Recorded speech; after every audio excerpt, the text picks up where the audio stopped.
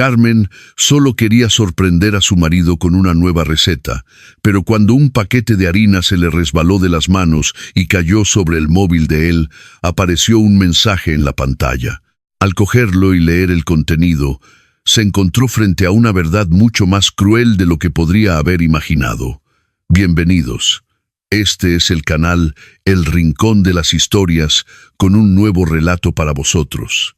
Antes de comenzar, escribid en los comentarios desde dónde nos estáis viendo. Doctora Carmen, usted sabe que el doctor Ignacio no va a rendirse. La voz de la enfermera jefe Marta sonaba arrepentida al teléfono. Hoy, en la reunión, mencionó su nombre otra vez. Dijo que la doctora Carmen es demasiado amable con los pacientes, que no sabe crear la necesidad de servicios adicionales de la clínica. Marta, no hablemos de eso, al menos hoy. Carmen suspiró sujetando el móvil con el hombro mientras amasaba en un bol hondo de cerámica. Me he tomado esta semana de descanso precisamente para no tener que escuchar hablar de crear necesidades. Soy médica de familia, no directora de ventas en nuestra clínica. Hice el juramento de tratar a las personas, no de sacarles el dinero con resonancias innecesarias, suplementos carísimos y tratamientos interminables. Todo para que el doctor Ignacio pueda comprarse un coche nuevo. Lo entiendo, suspiró profundamente Marta. Solo quería avisarle para que se prepare mentalmente para cuando regrese de sus vacaciones. Está muy enfadado. Descanse bien. Gracias, Marta. Estoy aquí con las manzanas para la tarta enfriándose. Quiero regalarle a mi marido una receta nueva con canela. Hasta el lunes. Carmen dejó el móvil sobre la encimera de mármol. Fuera del piso en Madrid, la lluvia golpeaba monótonamente, desdibujando las luces de la ciudad nocturna. Pero dentro reinaba un calor increíble. La cocina olía a hogar, a canela dulce, a manzanas asadas, a vainilla. La receta era nueva, y Carmen estaba un poco nerviosa por si quedaría bien. Fue a coger el paquete de harina, pero se le resbaló de las manos. Una pequeña nube blanca cayó directo sobre la pantalla negra del smartphone de Alejandro, que él había dejado en la mesa desbloqueado. ¡Qué torpe!, murmuró ella en voz baja limpiando la harina, y en ese preciso momento la pantalla se encendió. Había llegado un mensaje corto. El contacto estaba guardado de forma escueta, taller de neumáticos de Bravo Murillo, pero el texto decía: «Ya se lo has dicho, estoy agotada de compartirte. Te espero mañana en el mismo sitio». Carmen se quedó paralizada. El paño de cocina se deslizó lentamente de sus dedos debilitados. «Debe de ser un error», susurró al vacío de la cocina. «Número equivocado. Han confundido los dígitos. O es ese correo basura idiota, o alguna broma de muy mal gusto». Pasó el dedo rápidamente para cerrar la notificación, pero el corazón ya le latía como loco. Por dentro, algo se rompió. El ruido del agua en el baño cesó. Minutos después, Alejandro entró a la cocina fresco, oliendo a gel de baño, con su sonrisa de siempre, en cuyos extremos se escondían leves arrugas. «¡Qué olor!», dijo él, abrazando a Carmen por detrás. «Mi mujer está creando otra obra maestra culinaria. Alex». Carmen se giró lentamente hacia él. «Te has dejado el móvil en la mesa y te ha llegado un mensaje». «Sí». «¿De quién?». Alejandro cogió el aparato despreocupadamente, pero al mirar a su mujer se detuvo. «Del taller de neumáticos», dijo ella en voz baja, mirándolo directamente a los ojos, «en la calle de Bravo Murillo». Alejandro desvió la mirada apresuradamente, bloqueó el móvil y se lo metió en el bolsillo del pantalón del pijama. «Ah, los colegas del taller. Les pedí que me guardaran el juego de neumáticos de invierno. Deben de estar recordándomelo. Me paso mañana. ¿Y la tarta? ¿Cómo va?». «Lista en un rato». Carmen no le quitaba los ojos de encima. «Cambiaste los neumáticos hace 2 semanas. Tú mismo te quejaste de que los precios se habían disparado». «Sí, los cambié, pero ahora es por las llantas. Quería modernizarlas. ¿Qué es este interrogatorio? Estás pálida. Ha sido el trabajo otra vez. Ese doctor Ignacio tuyo te ha estado dando la lata de nuevo. No, Alex, el trabajo no tiene nada que ver. Carmen se volvió hacia el fregadero. El ambiente está muy cargado. Debe de ser por la lluvia. Vete al salón. Ahora mismo te llevo el té. Los días siguientes se convirtieron en una tortura psicológica. La angustia se instaló en ella como una enfermedad crónica incurable. Alex, ¿por qué le has puesto una contraseña complicada al móvil?, le preguntaba en el desayuno, removiendo el café que se enfriaba.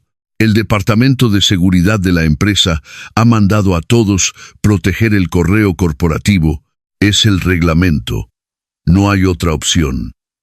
¿Y por qué llegas siempre a medianoche? Tienes una constructora, no una discoteca. Fin de trimestre. Estamos intentando entregar obras y los subcontratistas no cumplen lo acordado. Carmen, sabes cuánto me esfuerzo por nosotros, por nuestra familia. La voz de su marido sonaba tan sincera que daban ganas de creerle. El desenlace llegó de repente. Era un martes, su primer día tras el regreso de las vacaciones. Al final del turno, la puerta de la consulta se entreabrió tímidamente. En el umbral había una mujer delgada, agotada, de unos 35 años. Buenas tardes, doctora Carmen. No tengo cita, pero necesito hablar con usted urgentemente. Pase. Carmen, cansada, señaló la silla de los pacientes. ¿Cuál es el problema? Deme su historial. No soy paciente. La mujer se sentó apretando nerviosamente el asa de su bolso. O sea, soy paciente, pero no suya. Me llamo Laura Martínez. Trabajé con Alejandro. Soy contable en su empresa. Carmen sintió un escalofrío recorrerle la espalda. La escucho, Laura. La mujer sacó de su bolso un papel doblado por la mitad y lo puso sobre la mesa. No puedo hablar aquí. Esta es la dirección de una cafetería en el barrio. Por favor, vaya en 1 hora. Es sobre su marido. Y así Carmen se encontró sentada en una mesita pegajosa de una cafetería de barrio. Laura pidió solo té negro y miró largamente su taza antes de comenzar a hablar. No voy a andarme con rodeos. He sido la amante de su marido durante los últimos 3 años. Carmen cerró los ojos. Su mundo perfecto empezó a desmoronarse en 1000 pedazos afilados que herían el alma. ¿Por qué me está contando esto? ¿Qué quiere? Dinero. Llevárselo lejos de su familia. Laura esbozó una sonrisa amarga. ¿Llevarme a quién? Alejandro me dejó hace 1 mes. No he venido por solidaridad femenina, sino por venganza, porque ha resultado ser un monstruo, no solo con usted, sino también conmigo. No lo entiendo. Carmen entrelazó los dedos para esconder el temblor. Hace 1 mes me hice una revisión de rutina. Una lágrima resbaló por la mejilla de Laura. Encontraron un nódulo. Sospecha de oncología. Necesitaba urgentemente hacerme pruebas muy caras, una biopsia, encontrar a un buen cirujano. Fui corriendo a ver a Alejandro, le pedí ayuda y ¿sabe qué me dijo? ¿Qué? Carmen contuvo el aliento. Me dijo, Laura, estoy pasando por un bache económico. No puedo ayudarte. Perdóname, pero tenemos que dejarlo. Y desapareció, me bloqueó, me despidió de la empresa pagándome un finiquito miserable. Dios mío. Carmen se cubrió la boca con la mano. Pero eso no es todo. Alejandro me dejó por una chica nueva. Se llama Aitana. Tiene 22 años. Él se está gastando todo el dinero en ella, mientras yo no puedo pagar ni la primera consulta. Laura, con manos temblorosas, sacó de su bolso un sobre de papel abultado y lo colocó frente a Carmen. Junté todo esto cuando me di cuenta de que quería deshacerse de mí. Carmen, despacio, como si temiera quemarse, abrió el sobre. Sobre la mesa cayeron fotografías. Mire, Laura las fue extendiendo. Aquí salen de un restaurante, lo ve. Y aquí él la besa cerca de una joyería. ¿Recuerda cuándo fue la última vez que él le regaló una joya a usted? A ella le ha comprado un collar de diamantes. Aquí están los recibos. Soy contable. Tenía acceso a sus movimientos bancarios. Carmen miraba las fotografías. Ahí Alejandro abrazaba a una rubia de piernas largas cerca del mismo restaurante donde él y Carmen, 2 años atrás, habían celebrado su aniversario de bodas. Y estas son las reservas de los hoteles, continuó Laura sin piedad. Recuerda sus viajes de negocios a la costa. No fue a ninguna obra, se fue con ella a Marbella, conmigo también fue antes. Y este es el contrato de alquiler de un piso de lujo registrado a nombre de un testaferro, pero quien paga es él. Usted vive en el barrio de Arturo Soria y su chica vive en el centro con vistas al Parque del Retiro. Carmen guardó silencio. Escuchaba nombres de calles, fechas, detalles que solo podría conocer una mujer que durante largos años había compartido la cama de su marido. ¿Por qué? Fue todo lo que Carmen logró susurrar. ¿Por qué se permitió destruir la familia de otra persona? Sabía que él estaba casado. Sí, lo sabía. Laura bajó la cabeza. No me da vergüenza. Lo amaba como una idiota. Alejandro decía que ustedes hacía mucho tiempo que vivían como compañeros de piso, que la cama estaba fría, que no podía irse solo por pena. Me prometió un hijo. Me prometió que nos íbamos a casar. Le di los mejores años de mi vida y él me tiró a la basura. Carmen miraba el rostro pálido y abatido de la examante y por dentro luchaban el odio hacia la rival y la compasión profesional de médica. La segunda venció.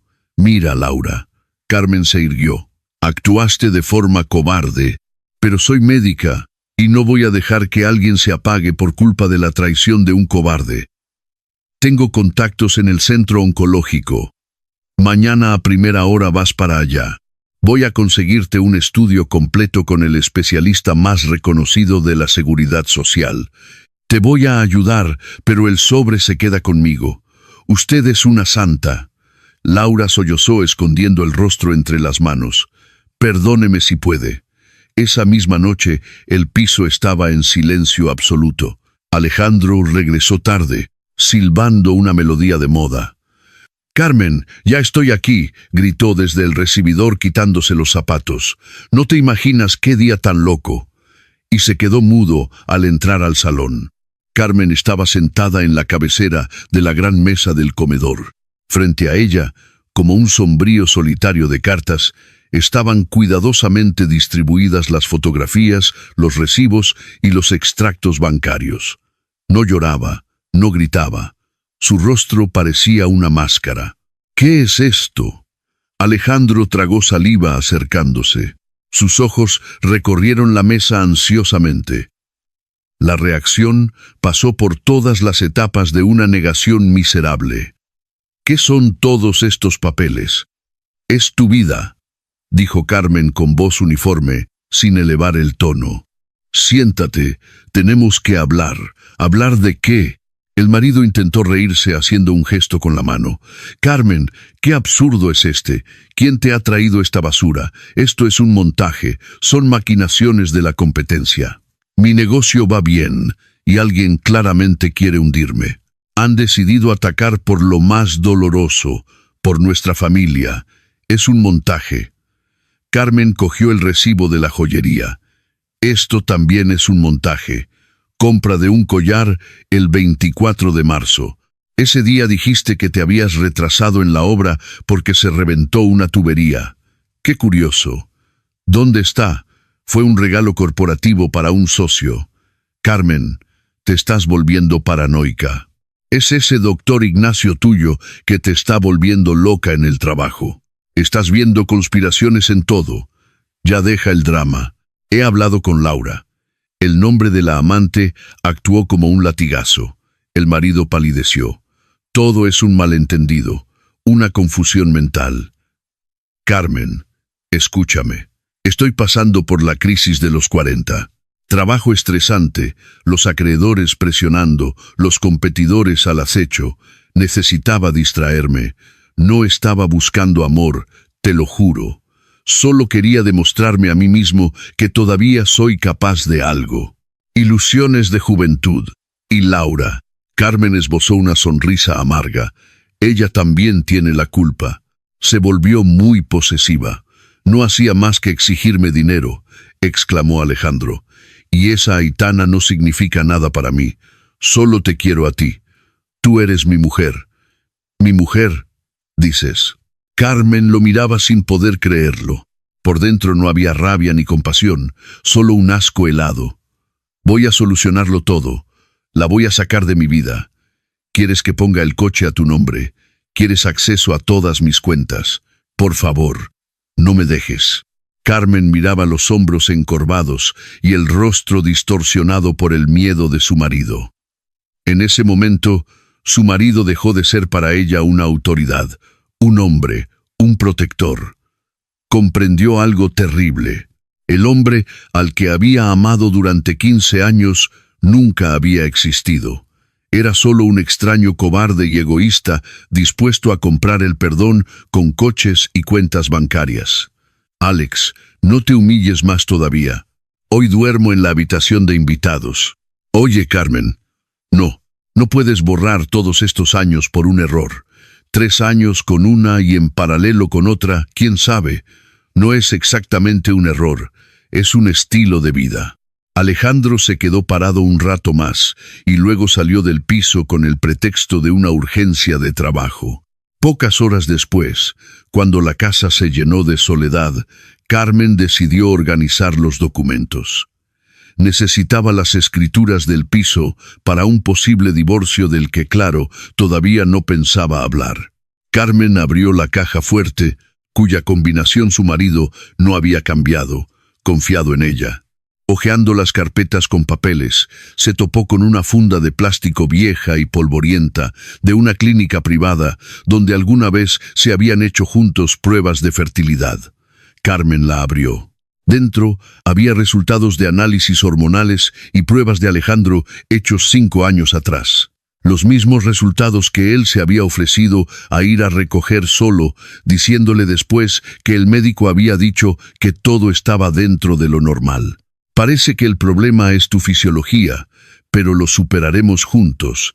Y Carmen devoró con los ojos los fríos términos médicos. El informe del doctor decía, forma grave. Concepción natural, prácticamente imposible. Se recomienda fecundación in vitro con material de donante.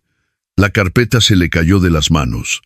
Dios mío, gimió cubriéndose la cabeza con las manos.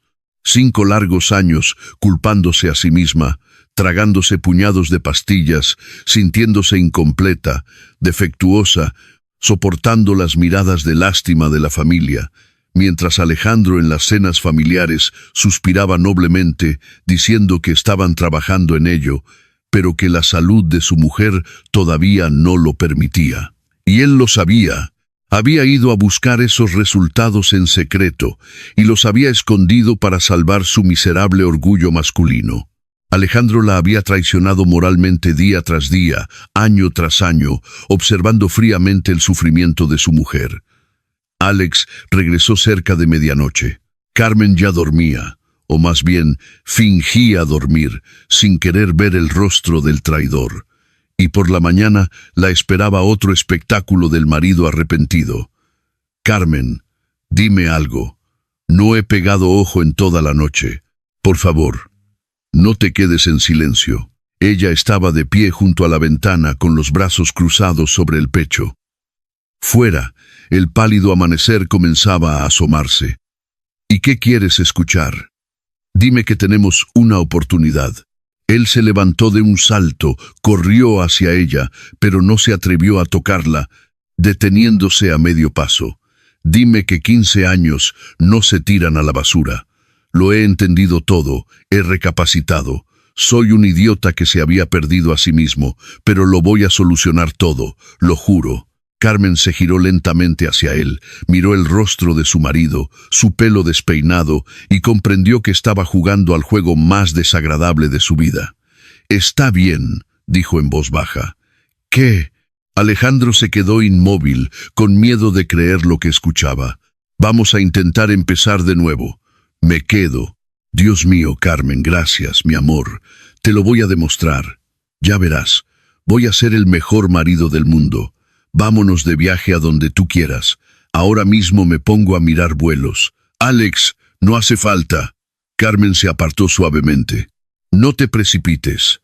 Los dos necesitamos tiempo y yo necesito prepararme para ir a trabajar. Salió de la habitación dejando al marido de pie con una sonrisa tonta y feliz. Alejandro no percibió lo más importante. Los ojos de ella estaban muertos, y en ese preciso momento, escuchando sus promesas, Carmen tomó la decisión definitiva de irse, pero no irse como una abandonada histérica, con una maleta hacia la nada, sino salir como ganadora. Comenzaba un período de fría y metódica preparación que por dentro parecía un intenso thriller de espionaje. Pase, doctora Carmen, siéntese. El jefe del departamento señaló un pesado sillón de piel. Quería verme. Así es, Carmen. El doctor Ignacio se recostó en su silla. Usted es una médica experimentada. Los pacientes la adoran y, verá, me van a ascender. El mes que viene asumo oficialmente el cargo de director médico de nuestra clínica. Ah, felicidades. Una gran responsabilidad. ¿Y qué tiene que ver eso conmigo? Tiene que ver porque esa silla no puede quedar vacía. Se abre la jefatura de la consulta de medicina general y la estoy viendo a usted precisamente en ese puesto. Carmen levantó las cejas sorprendida. Pero usted mismo decía en las reuniones que soy demasiado amable, que no sé trabajar bien con los pacientes. Bueno, la amabilidad se corrige. El doctor Ignacio se inclinó hacia adelante y bajó la voz. El puesto es de responsabilidad, de prestigio. El sueldo, puede imaginárselo, no es el de hoy. Pero hay detalles. Ahora usted tendrá que controlar no solo el proceso médico, sino también los flujos económicos del departamento. Pero no soy contable. Ay, Carmen, no finja ser ingenua. Nuestros médicos deben recetar medicamentos de una lista estrictamente aprobada. Usted ya sabe de qué medicamentos estamos hablando y los pacientes deben comprarlos en las farmacias concertadas adecuadas. Su tarea es controlar ese proceso. La comisión por las ventas es sagrada. Es con esa comisión con lo que la clínica se sostiene. ¿Lo entiende? O sea, debo obligar a los colegas a imponer medicamentos caros, muchas veces inútiles, por la comisión. Carmen, ¿qué vocabulario es ese? Imponer, recomendar. Son solo negocios, nada personal. Entonces, tenemos un trato. Carmen miraba el rostro lustroso del jefe y sentía náuseas físicas. Necesito pensarlo. La propuesta ha sido un poco inesperada. Piénselo hasta el viernes, pero recuerde, esta oportunidad aparece una sola vez en la vida. Créame. Al salir de la consulta, Carmen fue a la sala de enfermería. Hola, buenos días. Marcó el número que había encontrado la noche anterior en Internet. Clínica San Marcos, páseme con el Departamento de Recursos Humanos, por favor. Sí, sobre las vacantes para médico de familia. Mi nombre es Carmen Blázquez. Sí, puedo hacer la entrevista por videollamada esta noche.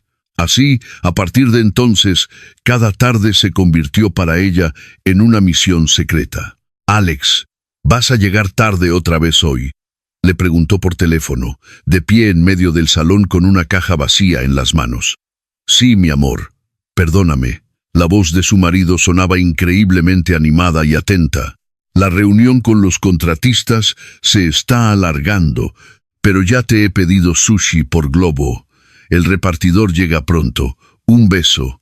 Está bien. Suerte en la reunión. Ella colgó e inmediatamente marcó otro número. Hola, banco. Señorita, buenos días. Habla Carmen Blázquez. Quiero transferir otra parte de los fondos de mi cuenta de ahorros a la nueva cuenta reserva. Sí, confirmo la operación. Abría los armarios y de forma metódica e implacable separaba las cosas. Los vestidos caros comprados por Alejandro se quedaban en las perchas, mientras que sus pertenencias más preciadas, las de valor personal, libros, documentos, ropa cómoda, Carmen las iba metiendo en las cajas. Cada maleta que hacía se convertía para ella en un acto de terapia. Y llegó el día en que todos los billetes estaban comprados y el piso acogedor con techos altos estaba alquilado y pagado. Faltaban exactamente 4 días. Marta, entrégala a Recursos Humanos. Carmen puso un folio en blanco sobre la mesa de la enfermera jefe. Carmen, ¿qué es esto? Marta palideció recorriendo el texto con los ojos. Carta de renuncia voluntaria y la jefatura de la consulta.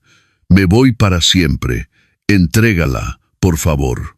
No había pasado ni media hora cuando por el pasillo resonó una voz irritada. Doctora Carmen, urgente en mi despacho. Carmen entró a ver al doctor Ignacio con la cabeza bien alta. ¿Qué circo es este? El jefe lanzó la carta sobre la mesa. ¿Qué se le ha ocurrido? ¿Qué renuncia? Tenemos un contrato. Por contrato tengo derecho a dimitir pagando la penalización, y ya la he transferido a la cuenta de la clínica, respondió ella con calma. ¿Y a dónde va a ir? El doctor Ignacio se puso rojo, rodeó la mesa y se inclinó sobre ella. Se cree que no lo entiendo. Ha decidido ir a la fiscalía con su moralidad. Va a filtrar información. Sus chanchullos no me importan. Me voy de la ciudad por motivos familiares. No me mienta. Escúcheme bien, señorita. La agarró del codo, apretando los dedos con fuerza dolorosa. Si abre la boca con alguien, se va a arrepentir. La voy a hundir. Suélteme.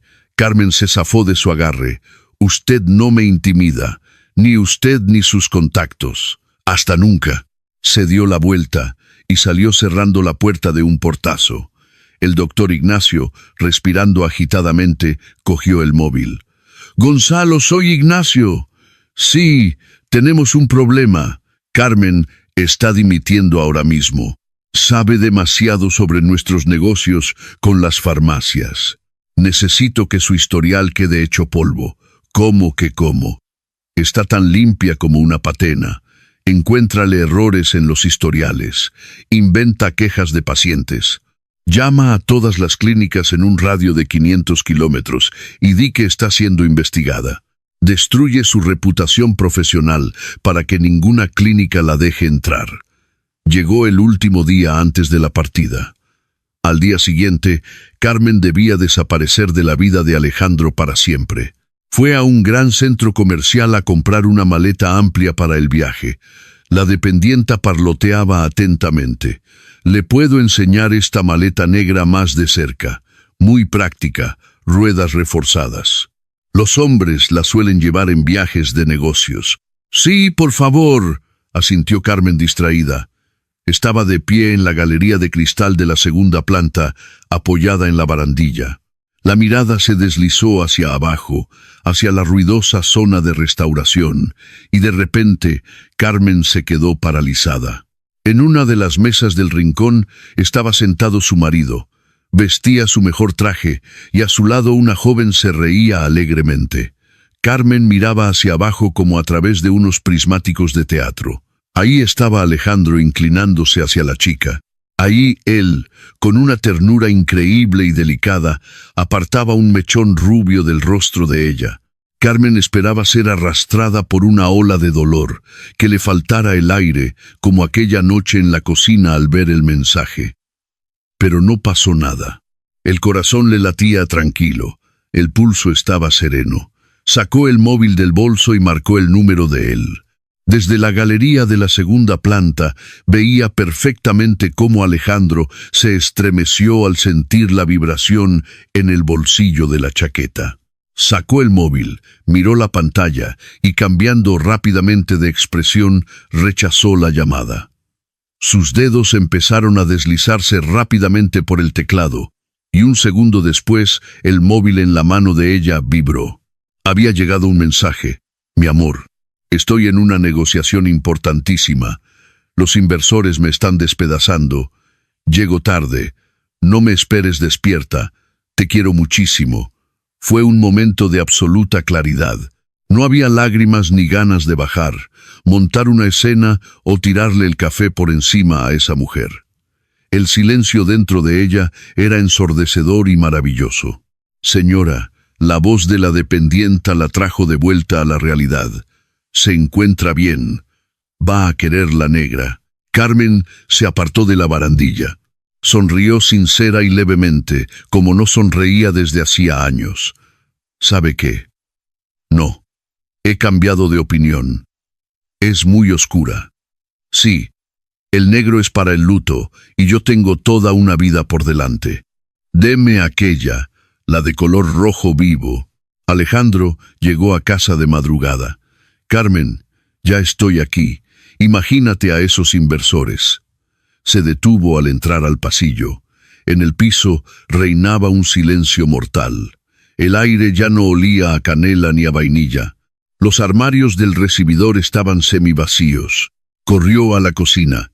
Sobre la mesa, justo en el centro, estaban las llaves del piso, la alianza y un folio en blanco. Cogió la nota con manos temblorosas. No había largos reproches ni maldiciones, solo 2 frases cortas.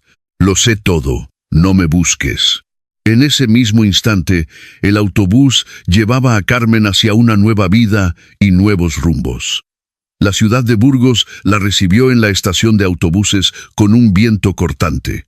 Ella se encogió de hombros, agarró el asa de su nueva maleta roja y sonrió. Para ella, ese viento helado era el soplo de la libertad tan esperada. «Hola, Clínica San Marcos». Carmen llamó desde el taxi, camino al piso alquilado. «Buenos días. Habla Carmen Blázquez sobre mi incorporación». «Sí, ya estoy en la ciudad, lista para comenzar el turno de mañana». Al otro lado de la línea hubo una pausa pesada. «Doctora Carmen». La voz de la jefa de Recursos Humanos sonó seca y formal. «Nuestra dirección ha reevaluado su candidatura. Nos vemos en la necesidad de rechazarla». «¿Cómo que rechazarla?» Carmen se enderezó en el asiento. «Teníamos un acuerdo firme. Pasé por todas las fases de las entrevistas. Hemos recibido una llamada del abogado de su anterior clínica, quien nos ha proporcionado información sobre graves negligencias médicas cometidas por usted en los últimos meses de trabajo y también sobre violación de la ética corporativa. Somos una clínica privada, no podemos arriesgar nuestra reputación». «Es mentira. Son maniobras de mi exjefe porque me negué a participar en sus corruptelas. Por eso me fui». «Lo siento, doctora Carmen, pero la decisión es definitiva. Que tenga un buen día». Carmen se recostó en el asiento. Entonces, el doctor Ignacio había cumplido su amenaza. El abogado había hecho un buen trabajo.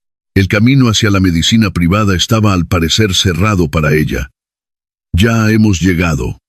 El taxista aparcó frente a un edificio antiguo. Le ayudó con las maletas. «No, gracias. Yo sola». Carmen no se desanimó. A la mañana siguiente, vistiendo unos vaqueros cómodos, estaba en el despacho de la supervisora de un hospital público normal de la provincia. Sabe coger peso. La mujer de mirada severa y labios apretados observaba con evidente duda su figura esbelta. «Sí», respondió Carmen con calma, mirándola directamente a los ojos. «Hay plaza de celadora aquí. La gente es complicada. Derrames cerebrales, pacientes encamados, poner cuñas, fregar pasillos, cambiar de postura a los enfermos. No va a salir huyendo en 2 días». «No me voy a ir. Necesito mucho el trabajo. Tiene título de medicina». Carmen dudó un segundo. Si decía que era médica, empezarían a comprobarlo y tropezarían con la calumnia del doctor Ignacio. Entonces respondió: «No, solo el bachillerato». «Está bien», suspiró la supervisora. «Nos falta mucho personal. Coja el cubo y la fregona del cuarto de limpieza y vaya al tercer control. 2 habitaciones necesitan limpieza, a fondo tras las altas». sin rechistar. Esto no es un balneario. Nadie le va a dar un trato de favor. Entendido. Gracias. No la recibieron con amabilidad. Las otras celadoras, mujeres curtidas por la vida, miraban sus manos bien cuidadas y su espalda erguida con una desconfianza apenas disimulada. Mirad, ha llegado una pija. Cuchicheaban a sus espaldas. Seguro que tiene miedo de estropearse la manicura. No va a aguantar ni hasta la tarde. Pero Carmen aguantó. Se despellejaba las manos con productos de limpieza, movía a pacientes pesados y fregaba pasillos interminables. Pero la ausencia de la presión psicológica constante de su marido y de una dirección codiciosa actuaba sobre ella como un analgésico. Regresaba al piso alquilado, de techos altos y suelo de madera crujiente. Caía en la cama completamente agotada y se dormía, pero amanecía sonriendo. En su primer día libre, entró decidida por la puerta de una peluquería. «Buenas tardes». La recibió la peluquera con simpatía. «¿Qué le vamos a hacer? Cortarle las puntas. Tiene una melena tan larga y bonita. Buenas tardes».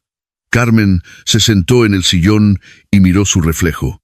Desde ahí la miraba una mujer cansada de una vida pasada. «No, vamos a cortarlo todo». «¿Cómo que todo?»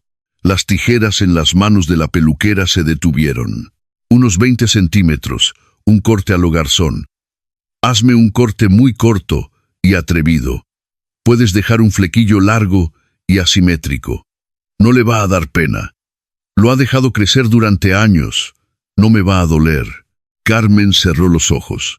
«Corta todo el pasado. Ya no quiero cargar con él». Cuando abrió los ojos una hora después, desde el espejo la miraba una mujer completamente desconocida, elegante e increíblemente atractiva. Los pómulos se veían más marcados, los ojos parecían enormes. Se fue de compras. Los trajes de oficina rígidos que le limitaban los movimientos fueron a la basura.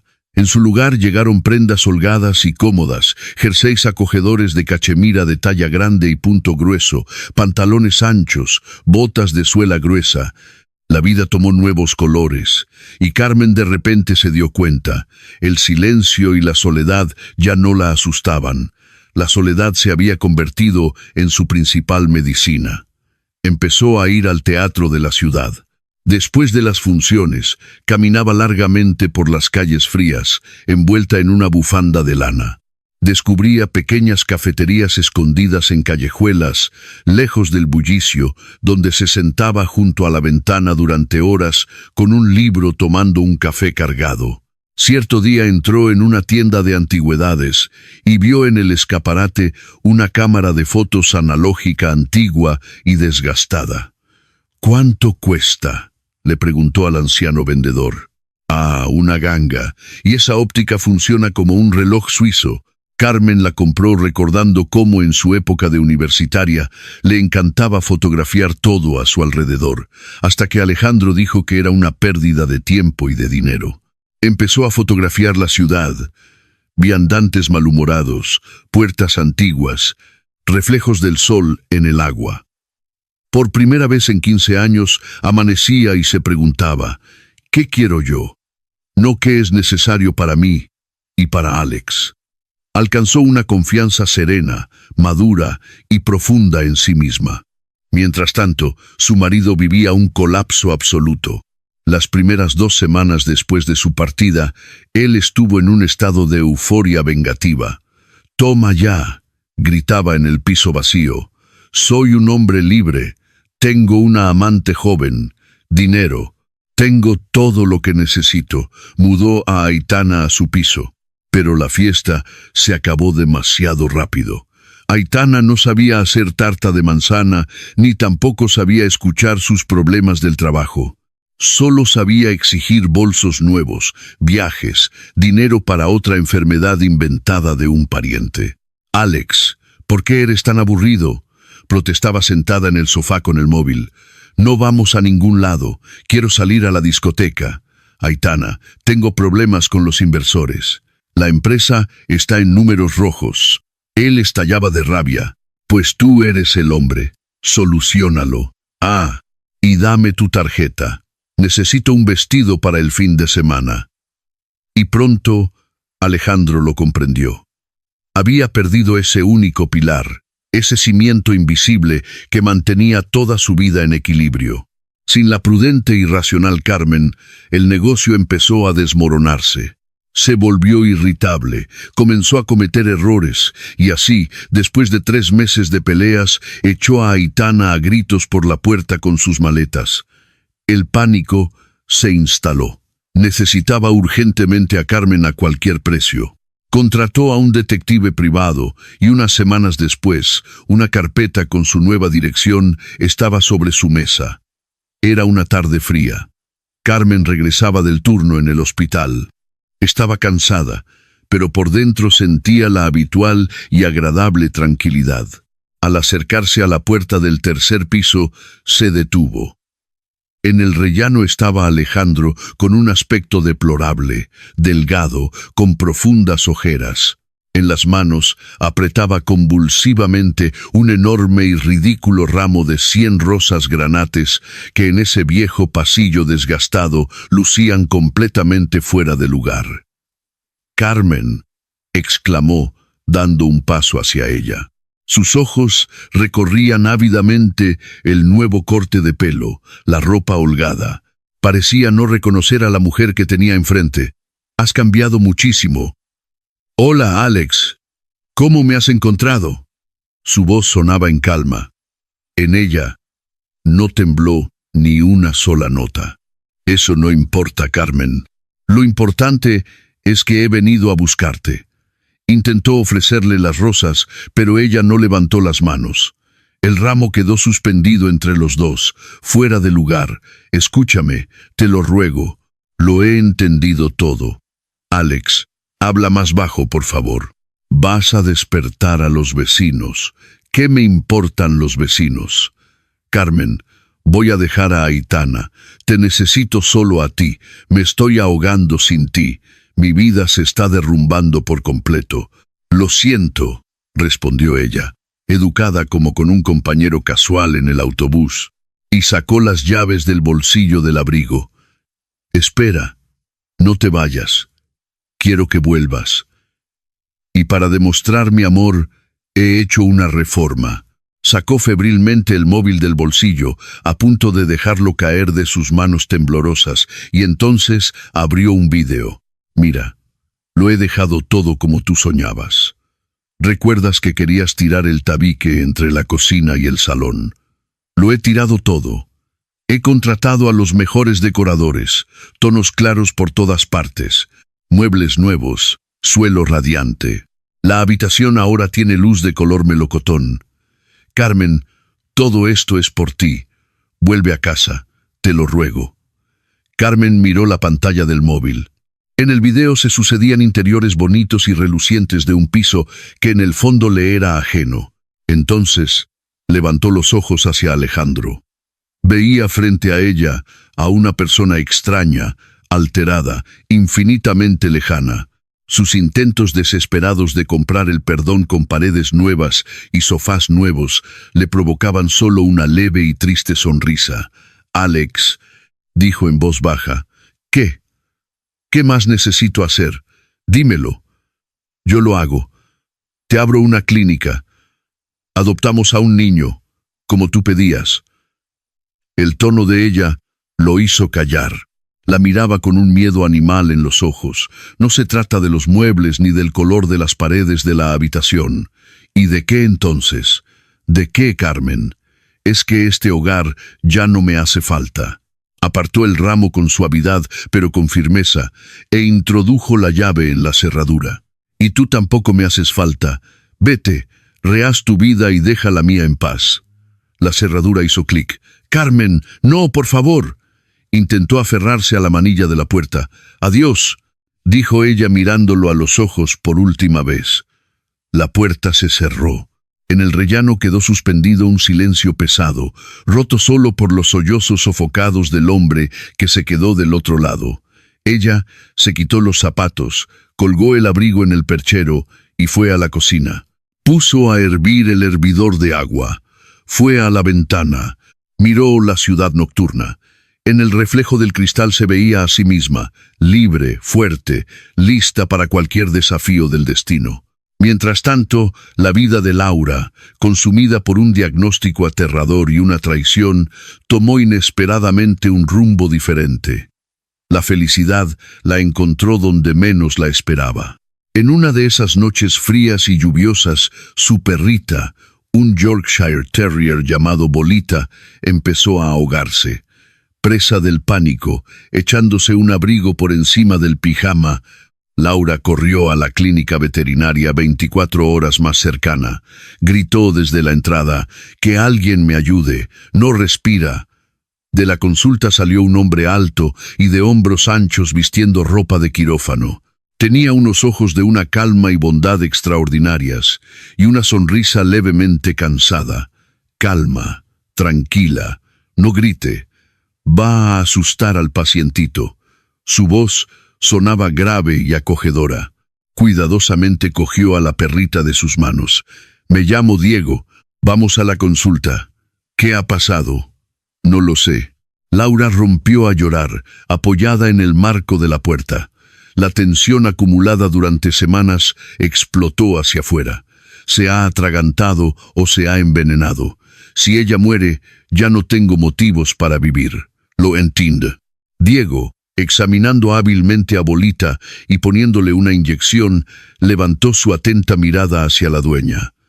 «Va a vivir. Un edema laríngeo común por una reacción alérgica. Enseguida mejorará». Puso a la perrita sobre una toalla tibia y se acercó a Laura. «Pero tú, al parecer, necesitas ayuda tanto como ella. ¿Y por qué te quieres morir?» «Oncología». Laura bajó los ojos, enrollando un pañuelo de papel entre sus manos. «Han encontrado un nódulo, y ya estoy cansada de tener miedo». «¿Dónde te han atendido?» Diego frunció el ceño. «En una clínica privada, primero en una, luego en el centro oncológico, pero ahí el médico tenía prisa. Dijo que todos los indicios apuntaban a la necesidad de una biopsia urgente y muy cara». Diego suspiró profundamente, se quitó los guantes y le sirvió un vaso de agua. «Toma, mañana por la mañana ve a ver a mi compañero de la facultad. Es un brillante cirujano oncológico en el hospital público. Hablaré con él». Y así, 3 días después, Laura estaba sentada en la sala de espera de ese mismo cirujano. Diego, quien la había acompañado como apoyo, estaba a su lado sosteniéndole firmemente la mano. «Bueno, Laura». El médico colocó las imágenes recientes y sonrió. «Puede respirar tranquila. No hay ninguna oncología. Es un fibroadenoma benigno común surgido a raíz de un estrés muy fuerte. No es necesario operar, solo revisión anual. Está usted completamente sana». Laura no podía pronunciar palabra. Se giró hacia Diego y hundió el rostro en su hombro. «Tranquila, ya pasó». Él le acarició la espalda y en ese momento ella lo comprendió. Ese veterinario de pocas palabras no tenía coches de lujo, no tenía cuentas con 6 ceros, no usaba trajes de marca. Pero a su lado, ella, por primera vez en su vida, se sentía totalmente a salvo. 2 semanas después, Laura estaba en el porche de una acogedora casa de madera en las afueras. Se ajustaba el anillo en el dedo y sonreía mientras veía a Diego jugar en el jardín con Bolita. De la ventana abierta de la cocina llegaba el olor a pan recién horneado, las intrigas de la capital, la traición de Alejandro, las lágrimas y la humillación. Todo eso había quedado atrás en una vida pasada. Para Alejandro, en cambio, llegó un periodo de decadencia rápida y dura. La euforia de Aitana porque al fin la mujer vieja se había ido duró poco. Y al ver el camino despejado, la joven amante se aferró con uñas y dientes a Alejandro y a su cartera. «Alex, pero si prometiste que iríamos a Ibiza, ya les he dicho a todas mis amigas que nos vamos a Marbella. ¿Quieres que quede como una muerta de hambre?» «Aitana, Baja el tono. Alejandro estaba agotado y se frotaba las sienes sentado en el sofá. En la empresa hay un grave problema de liquidez. Los inversores han paralizado las obras. No puedo sacar del capital de la empresa una fortuna para tus viajecitos. No puedes. Ella agarró de la mesa un caro jarrón de cerámica de Talavera y lo lanzó con fuerza contra la pared. Los sonoros pedazos se esparcieron por el impecable suelo de madera. Pero para tu ex, sí podías gastar. Exijo que nos casemos y que pagues de inmediato el alquiler del local para mi estudio de danza. Si no, hago las maletas. Alejandro, agotado por los numeritos diarios, cedió. Contrajo enormes deudas para alquilarle un estudio en el centro de la ciudad, pero el negocio quebró exactamente 3 meses después. Aitana no quería trabajar, solo dar órdenes y publicar fotos bonitas en las redes sociales. La nueva vida resultó ser una pesadilla. Aitana le montaba un pollo por cualquier motivo. Le revisaba el móvil, le controlaba cada paso. ¿A quién estabas mirando? Siseaba en una cena de empresa tirando a Alejandro de la manga de la chaqueta delante de todos. A esa chica del departamento de ventas. Te has vuelto loco del todo. Amigos y socios se alejaban disimulando a duras penas las risas. El prestigio de Alejandro desaparecía a la vista de todos por las constantes crisis nerviosas y las noches en vela. Se volvió muy distraído y empezó a cometer errores graves en el trabajo. Un martes gris, en su despacho, sonó una llamada del director general del grupo al que pertenecía su empresa. Alejandro. Me veo en la obligación de comunicarle que el Consejo de Administración ha tomado una decisión difícil, destituirle de su cargo directivo. Ha perdido 2 contratos muy importantes, por lo que le proponemos un despido pactado. El dinero se esfumó rápidamente, y en cuanto el grifo se cerró, Aitana ni se molestó en montar una escena de despedida. Al regresar una tarde, Alejandro solo encontró los armarios vacíos.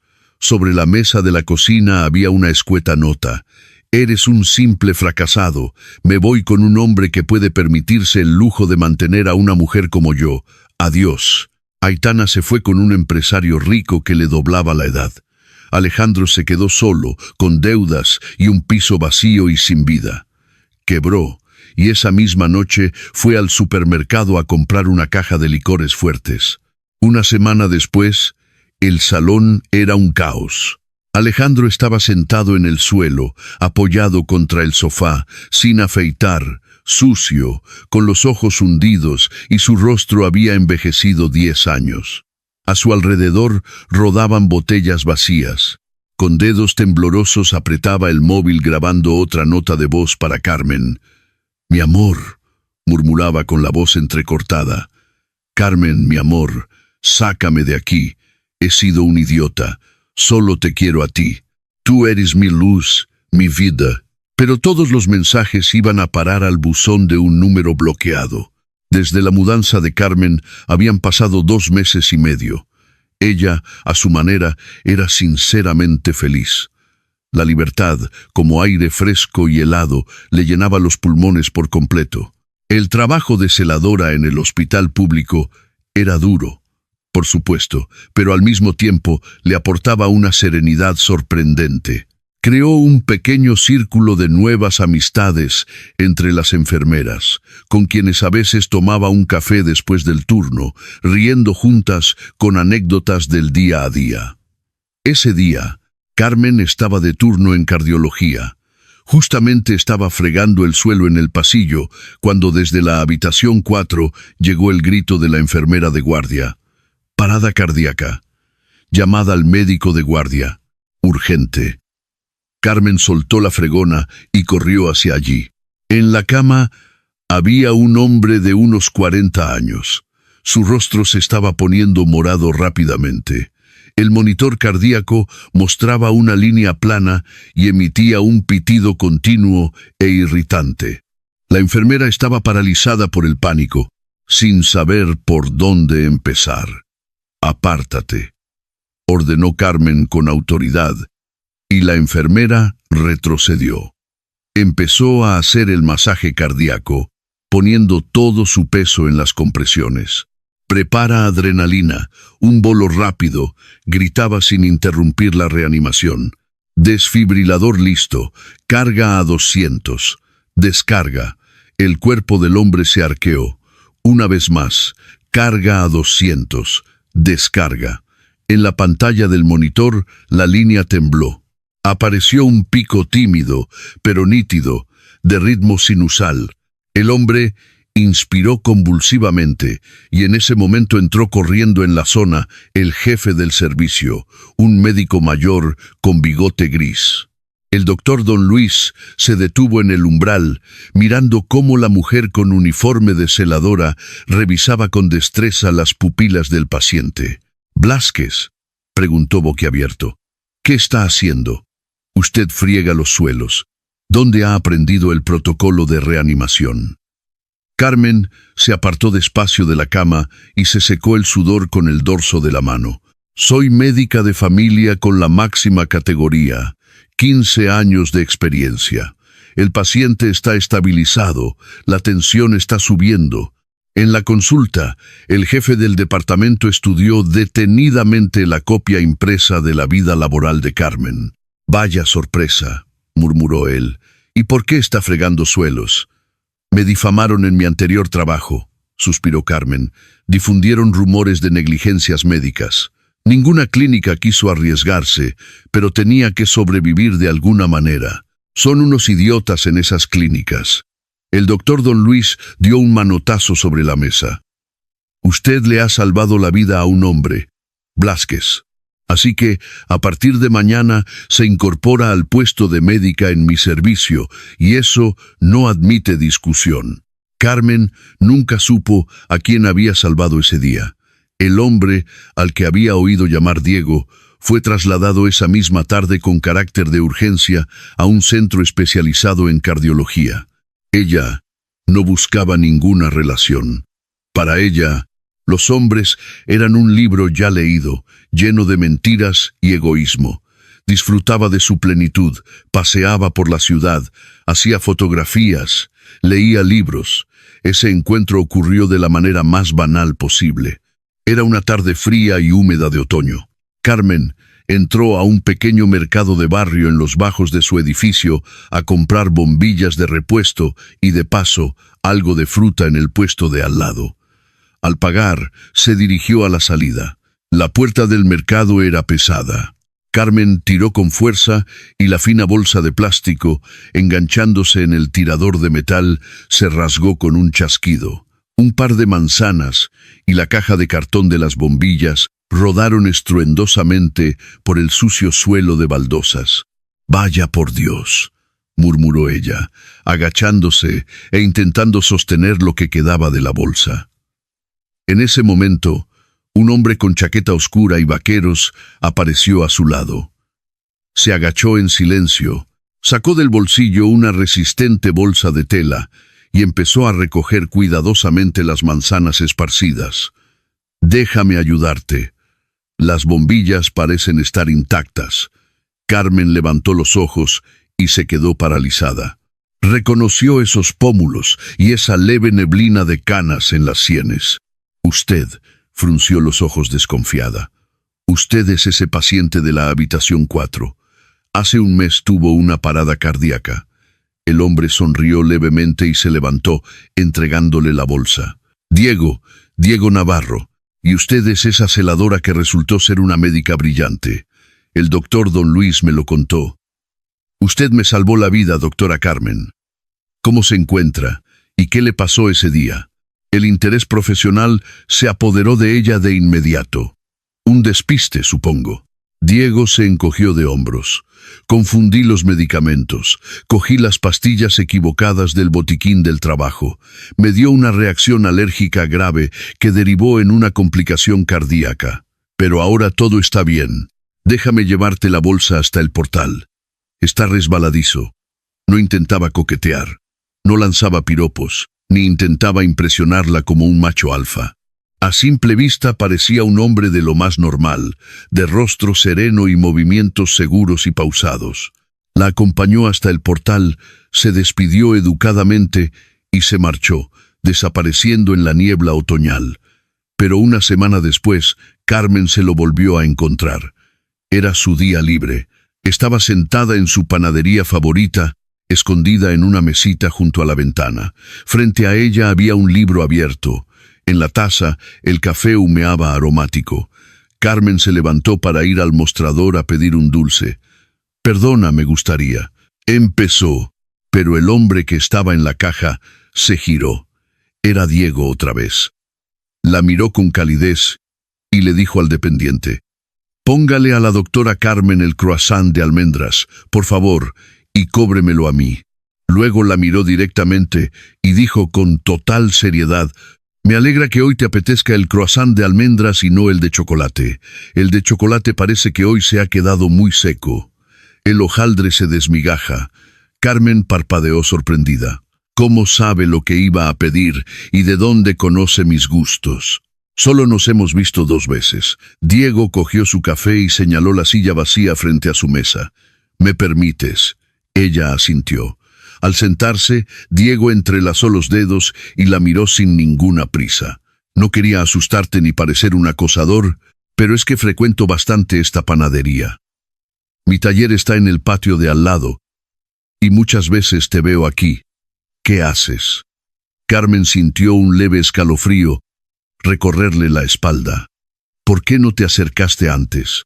«Porque veía que necesitabas silencio», respondió él. «Creo que me he aprendido tus costumbres de memoria. Por ejemplo, que siempre te sientas junto a esta ventana y que entrecierras los ojos de una forma muy graciosa cuando lees sin gafas. No me atreví a acercarme por miedo a interrumpir tu tranquilidad.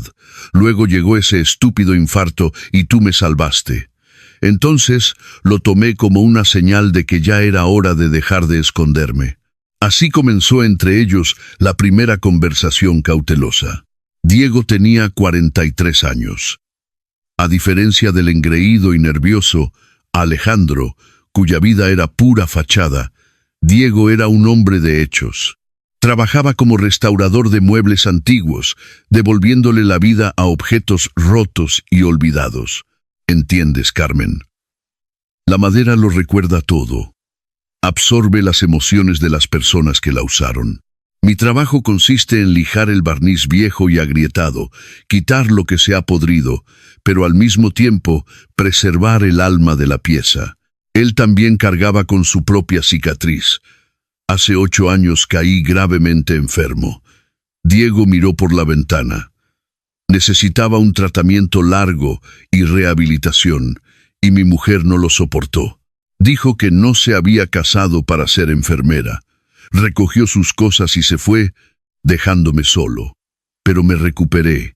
Vencí la enfermedad, solo que cerré mi corazón por completo. Decidí que la soledad era la única garantía 100% contra un nuevo dolor, hasta el momento en que te vi. Más tarde, Carmen descubrió por casualidad un detalle que casi la hace encerrarse de nuevo en su caparazón. En una de las noches en las que paseaban por el valle, un hombre imponente con un abrigo caro se acercó a Diego. Diego Navarro, qué coincidencia. Le hemos estado esperando para que regrese al Consejo de Administración. Sus fábricas de muebles van a la deriva sin usted. Diego lo saludó con frialdad y rápidamente se la llevó lejos por el parque. ¿Qué fábricas? Carmen se detuvo, mirándolo fijamente. Eres restaurador en un pequeño taller. Diego suspiró profundamente y se dio cuenta de que tendría que contárselo todo. Sabes, antes de enfermar era el dueño de la mayor red de talleres y fábricas de muebles. Ganaba mucho dinero. Pero cuando estuve postrado en la cama, vi el verdadero rostro de la gente que me rodeaba. Mi mujer, mis amigos, todos giraban a mi alrededor solo por la pasta. Tras el divorcio y el tratamiento, vendí conscientemente la mayor parte de la empresa. Renuncié a mi vida anterior, quedándome solo con un pequeño taller para el alma y un piso humilde. ¿Por qué no me lo dijiste antes?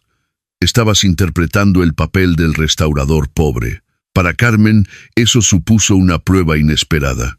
El trauma causado por Alejandro volvió a doler.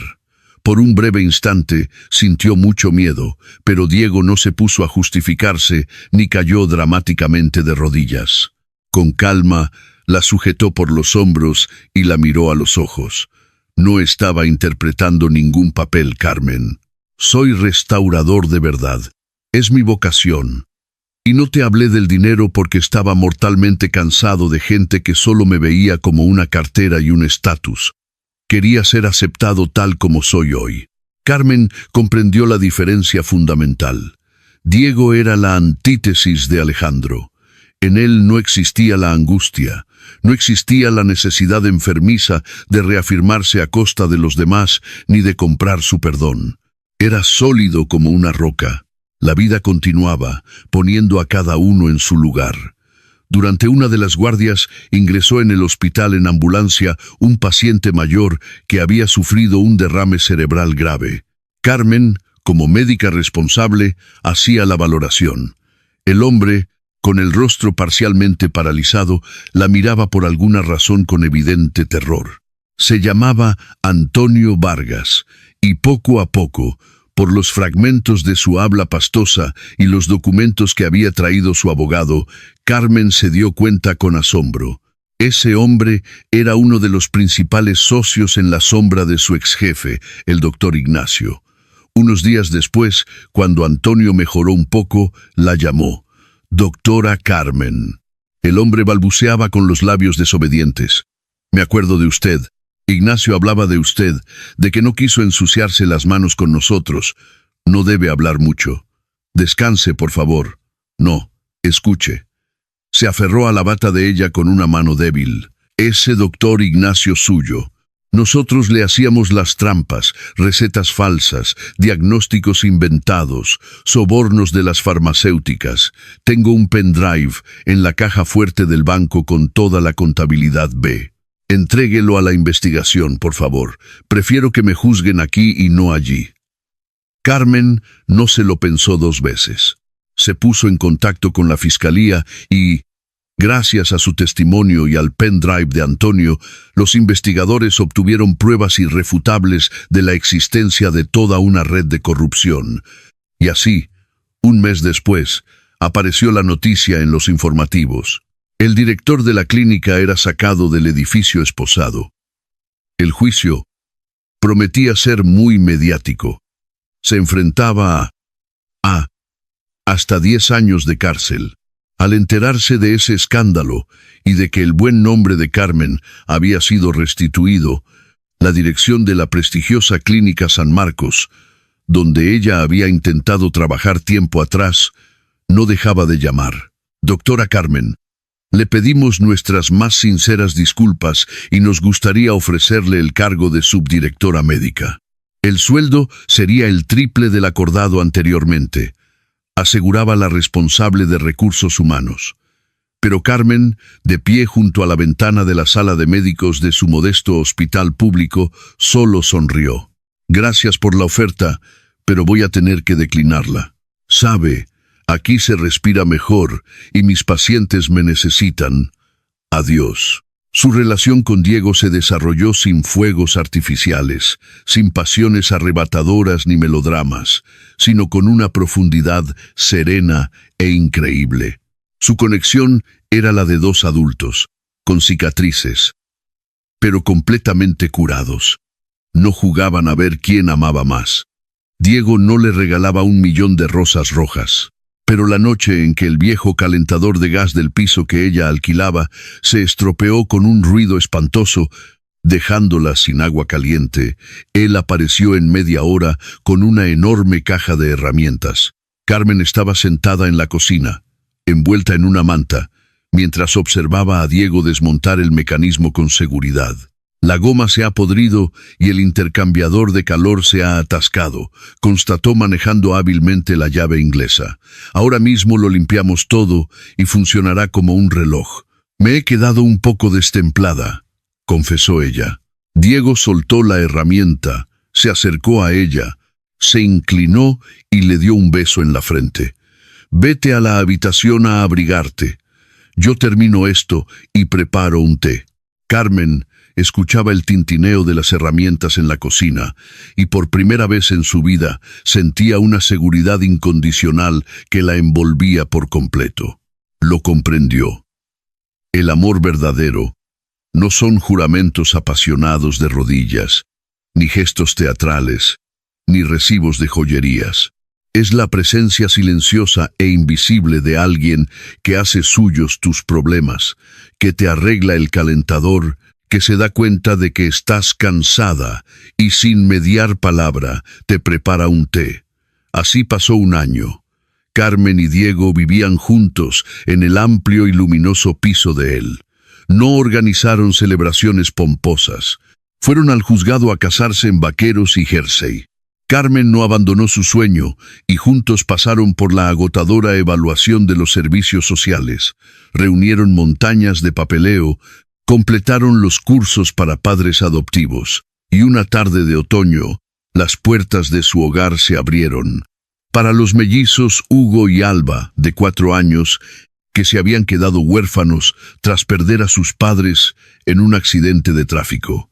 La casa se llenó de risas, juguetes tirados por el suelo y quehaceres con los que Carmen había soñado durante 15 años. Meses después se produjo el giro más inesperado de todos. Carmen empezó a sentir una debilidad constante, achacándolo todo al cansancio del trabajo y a cuidar de los niños. Aún así, decidió hacerse unas pruebas. Por la noche, Diego la encontró en la habitación. Carmen estaba sentada en el borde de la cama, mirando un pequeño test de embarazo de plástico blanco entre sus manos, mientras lágrimas silenciosas resbalaban por su rostro. «Pasa algo. Se ha puesto malo alguien». Diego corrió hacia ella, arrodillándose y mirándola a la cara. Ella, en silencio, le tendió la prueba. 2 rayas rojas, brillantes y nítidas. «Diego, esto es imposible. Me dijeron que era estéril. Después de tanto tiempo. Esto es simplemente un milagro». Diego se quedó inmóvil, alternando la mirada entre el test y el rostro de ella, y entonces la abrazó con fuerza, hundiendo la cara en su pelo. «El mayor milagro eres tú». Pero el cambio más importante había ocurrido dentro de ella misma. En su vida pasada con Alejandro, tener un hijo había sido para ella un salvavidas, el símbolo de una vida frustrada, un intento de justificar su propia existencia y tapar su complejo de inferioridad. Pero ahora, sentada en los brazos del hombre al que amaba, lo entendió. La felicidad había llegado a ella mucho antes de esa noticia. Se había convertido en una mujer entera, fuerte y auténtica ya en el momento en que hizo aquella maleta de colores, cuando aprendió a vivir para sí misma y no por miedo a quedarse sola. De modo que aquel bebé ahora no era una salvación, sino la prolongación natural de un amor inmenso.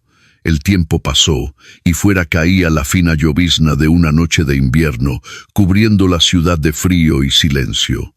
Carmen estaba de pie junto al gran ventanal. En sus brazos dormía plácidamente la pequeña Carmencita, de 3 meses. «Mamá, mamá, mira qué castillo», sonó la voz vibrante de Hugo. Ella se giró. En medio del salón, sobre la suave alfombra, estaba sentado Diego con Alba colgada a la espalda, y Hugo colocaba la última pieza sobre un enorme castillo de madera que su padre les había tallado en el taller.